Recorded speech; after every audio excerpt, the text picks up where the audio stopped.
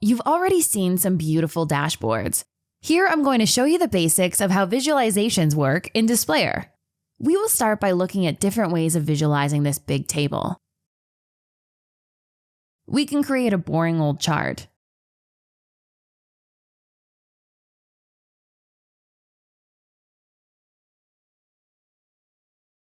Better yet, we can show small multiples.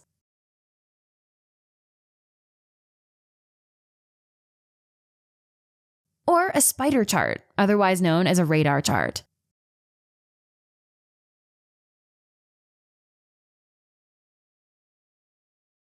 Or we can do something a bit more novel, like a palm tree plot.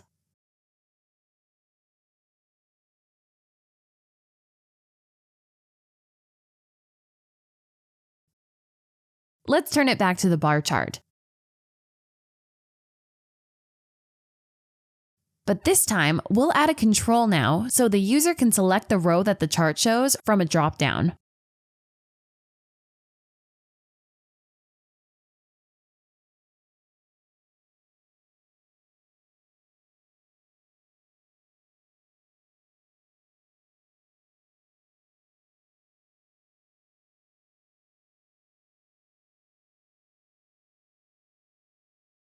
So now we have built something a bit more interactive.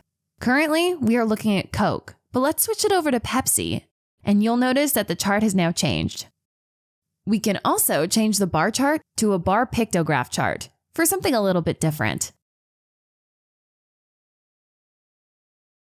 Of course, you can use custom icons as well.